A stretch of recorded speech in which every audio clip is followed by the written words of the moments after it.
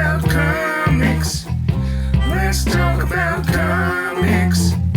Let's talk about comics. Let's talk about comics.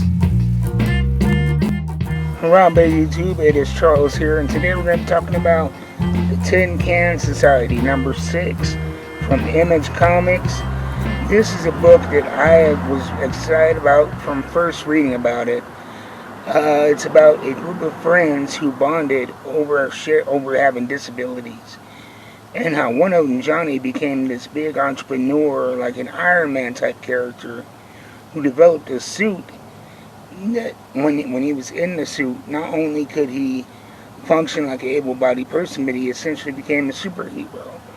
And the first book starts with his death, and these friends reuniting to find out what the hell was going on, who tried to kill him, and figuring out this mystery of how things went so wrong over the last 5 to 6 issues. We've been getting to know this group of friends and Johnny, the Iron Man type character, through their memories and through their discoveries of his life. And there was some darkness, there were some things that were hidden, and the last issue ended with a cliffhanger of this armor had essentially become sentient and started attacking people on its own.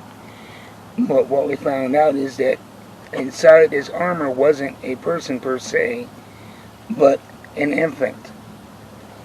And so that was like, whoa, that was a jaw-dropping reveal that they left it on. And you find out that this infant was bred in a way to power the suit, because Johnny had realized the destructive potential of the suit. And to his business partner's frustration, he set up the suit to where it could only interact with his flesh, with his spinal cord. And so his business partners, instead of trying to reason with him, they hijack some DNA and birth a child off of his DNA to essentially be like a living battery for the suits. And so that was an interesting turn. And we were left with an even bigger cliffhanger at the very end of this issue. That Johnny, the protagonist, was still alive somehow. And I mean, this is the time to get into it. Issue number 6, we have a lot of revelations, a lot of understanding of how we got where we were, how Johnny had really pushed himself to isolation, and secrets of the past have been revealed over the last 5 issues. And then in number 6, the whole game changes. And so if you haven't been able to get into it yet, if you haven't found the trade paperback, this is a great jumping off point for you to get in. And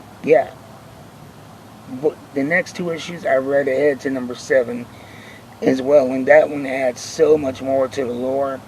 I feel like the first 5 issues we're getting to know the character, getting to know the group of friends, and the lore behind the suit, the technology.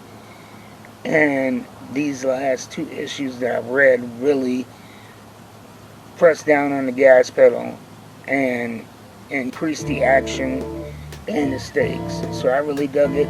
Check out the Tin Can Society. As a disabled person, like I said, it's great to see stories written about disabled people and the reality of what they go through, yet still in the world of superheroes. And so I definitely dig it for that reason. And the writing is brilliant as well. It is written by Peter Warren, and a great book. Image Comics, they've been knocking it out of the park this year. I review a bunch of stuff from them, so check this out, your local comic book store. And if you do not have a local comic book store, check out my friend Jeff at Coffee and a Comic. They are located in Huntington Beach, but they have one of the easiest to use websites for ordering.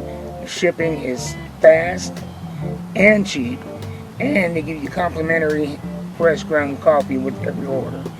So So go check out coffeeandcomic.com. And if you're in Raleigh, check out Spellbound Apothecary Entertainment. See you next time. Until then, keep reading them books. I'm out.